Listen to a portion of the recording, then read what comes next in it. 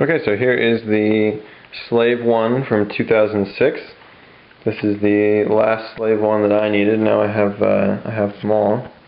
And I do have the mini one, yes, but it's in my room somewhere. This is the second generation Boba Fett Slave 1. This is third generation Slave 1 overall. 2006, like I said, 537 pieces and original retail $50. I got this one on Bricklink for about $85. They usually go for a little bit more. Managed to find a pretty good deal. But it's very nice. It's definitely my new favorite Slave 1 over the newest one. And I have them all here so you can see kind of the differences. So there's all the Slave 1s right there. Original 1999. Attack of the Clones 2002, I believe, 2006 Boba Fett, and 2010 Boba Fett as well. And they're all very different. They all kind of have different features and good things and bad things. So there's that. First of all, though, there's Boba Fett. Nothing really special about him. Kind of the old style. And you get a really cool IG-88 and this really nice kind of silver chrome. There we go. And then you get an exclusive minifigure Dengar, which is another bounty hunter. He's pretty sweet looking. He's got his gun holsters on his back. And then you get a Bespin guard, which is pretty nice. And he's got printed arms too, which is cool. I believe he was in the Cloud City set as well, so this is not exclusive, but still pretty rare. But first of all, one of the things I really like about this new one, the color scheme is pretty good. It's not as good, I think, as this new one. The new one has the best color scheme. The light gray, and then you got the dark green and the reds. That's way better. This isn't bad, though. I kind of like the brown. It harkens back to the original one. You can see there's green and brown, green and brown. So that's nice. Like there's nothing wrong with this one. This one's pretty cool. This one just looks a little bit better. But if you watch my review, and I have reviews of all four of these, or all three of these other ones. But if you watch my review of this one, the 2010 version, you'll know I'm not a huge fan of this big missile gimmick that you have in here.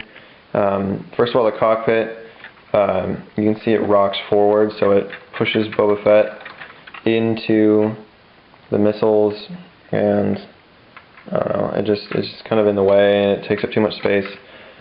And then because of that, you see there's, that would pop off. You see that there's 4 studs here for the door. There's a space of a length of 4 studs, and then there's a length of 4 more studs to finish off the gimmick on the inside. You can see it takes up quite a bit of space. And on this one, this 2006 version, there's also a missile gimmick, and you can kind of see where they got the idea. It's about the same.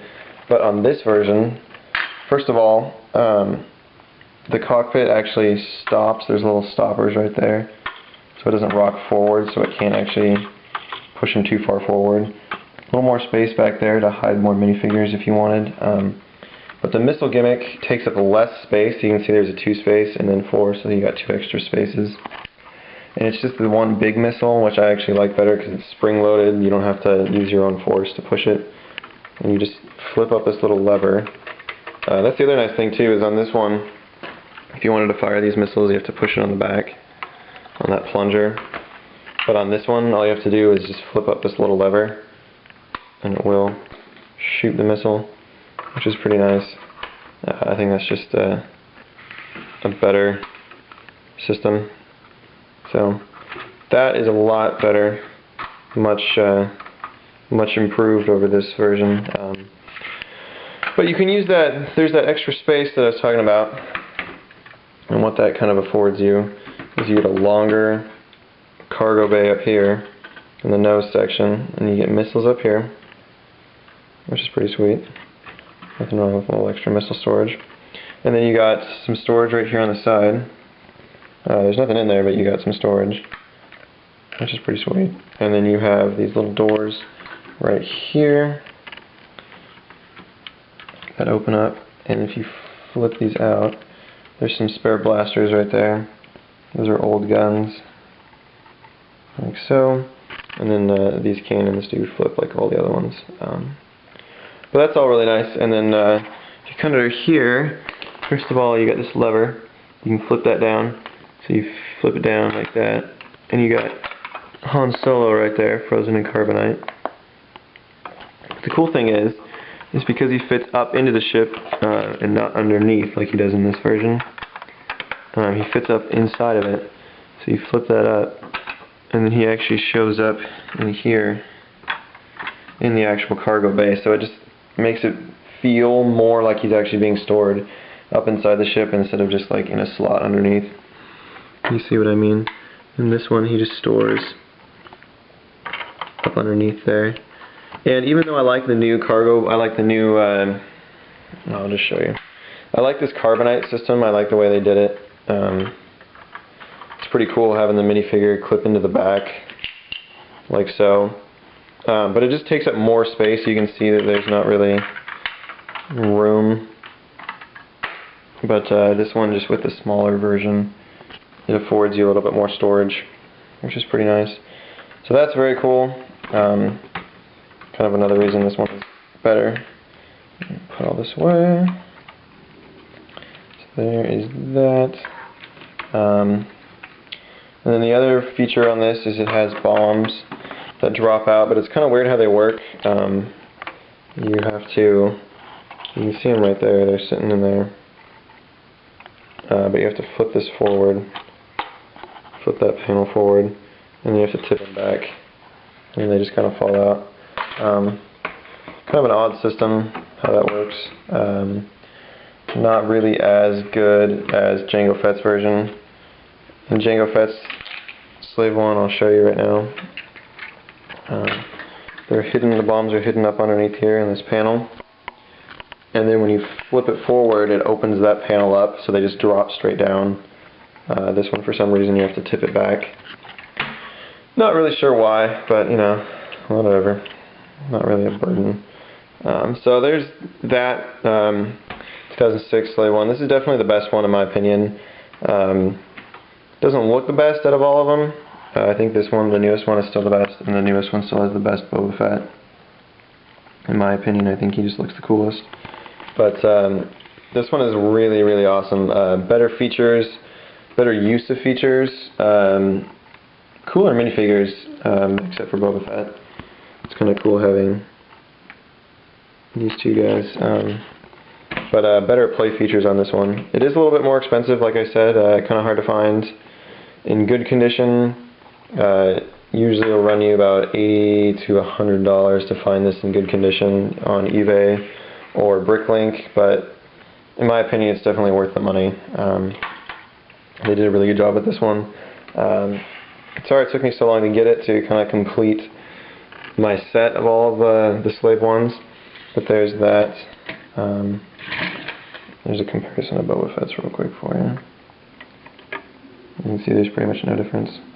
But there's that for you. The Jango Fett one is still the rarest one, just because it's really old and it's the only set to come with Jango Fett. This one's about $250, usually $200, $250. But there's that. There's full reviews of all these, like I said. So go check those out if you want more of my opinion. But this one is definitely the one to pick up if you're looking to just buy one Slave 1. Definitely get this version. This is the best one in my opinion. So there is that. Other reviews, I just reviewed the Ultimate Collector Series Imperial Star Destroyer. That was one of the secret reviews. Very, very happy to have that set. It's ridiculous. It's incredibly rare. One of the few people to have a review of it on YouTube.